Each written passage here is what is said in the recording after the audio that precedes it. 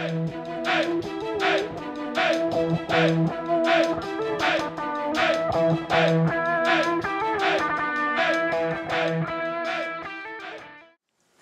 welcome to Pusher TV. In this episode, we're going to install our heavy-duty 3-inch driver's side charge tube on this LLY equipped GM truck I have behind me. This install is actually going to cover your LLY, LBZ, and LMM platforms. The video is intended to be an additional guide to the instructions that come with every one of these tubes. Those instructions are totally step-by-step. They give you everything you need to know about the install.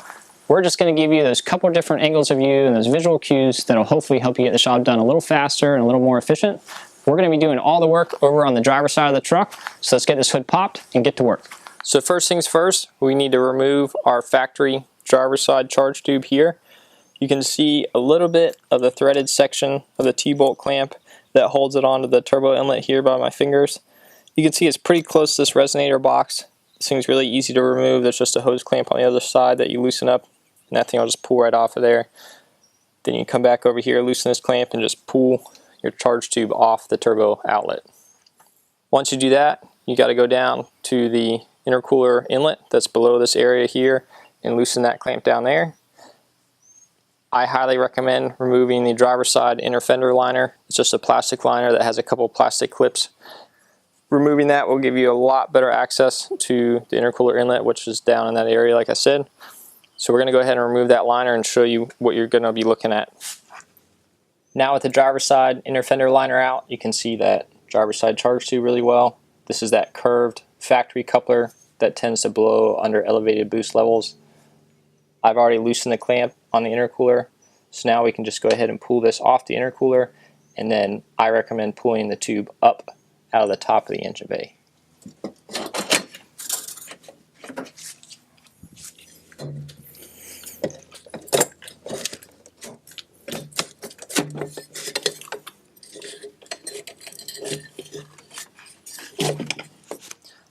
Now with our charge tube out of the way, we're going to go ahead and install the supplied hump coupler onto the intercooler with the supplied clamp. I prefer to put the clamp so it's facing down like that. It's a lot easier to get to when it's time to tighten it. So a little silicone spray on the coupler goes a long way.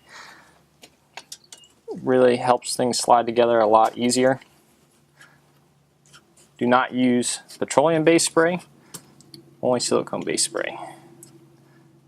So once it's on there, I like to pull it back out so it's pulled against the lip or the hump on the intercooler inlet. And then I'm going to go ahead and tighten that clamp. To make room for the charge tube's smoother angle of entry here at the inlet of the intercooler, we need to relocate this brake line bracket about an inch down. This tube comes with a polished stainless bracket here. All it's going to do is bolt in the same location as the brake line did, and then the brake line will bolt right here.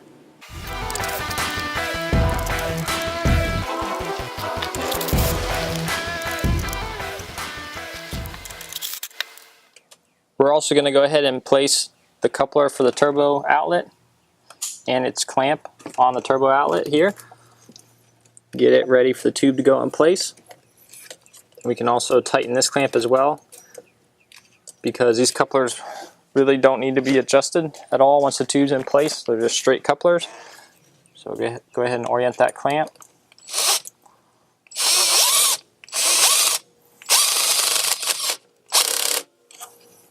Now that our couplers are in place, we're ready to go ahead and feed in the new charge tube. We're going to basically just feed it in from the top in the reverse order that we pulled out the factory one.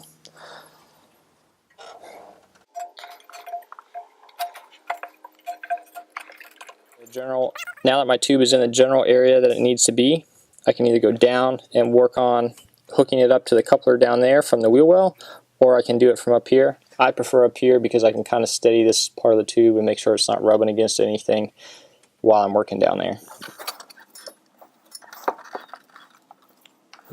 Now that I have my tube all the way in that coupler, I can go ahead and work on this joint here.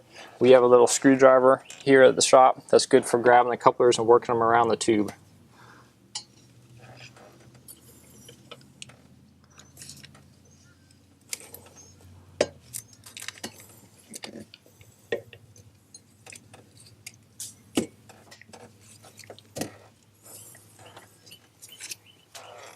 Now I'm just going to go ahead and make sure that I'm fully seated in the couplers, make sure the humps on the tubes are engaged in the coupler enough, and I have enough room for my T-bolt clamp to hold them on. Go down the tube, make sure it's not rubbing on anything and it's in place where it's supposed to be. Then check that coupler down there, make sure everything's engaged and sitting where it's supposed to be. I'll put my two T-bolt clamps on, the one here and the other one remaining down at the bottom, and then put our inner fender back in and our resonator box. Alright, we're finished up. Everything's reinstalled. Clamps are tight, bolts are tight, inner fender's back in. Life is good for this truck. She's got some serious air delivery enhancements going on now. We got rid of that curved coupler. She should be running really good. That's it, we're done. Everything's buttoned up and tightened down. We've gone over everything we've touched and make sure it's where it's supposed to be. We're gonna go for a test drive now and enjoy the fruits of our labor. Then it's time to come back and give it to the customer, which is really fun for me because they're always so blown away by how much better these trucks run with what we've done.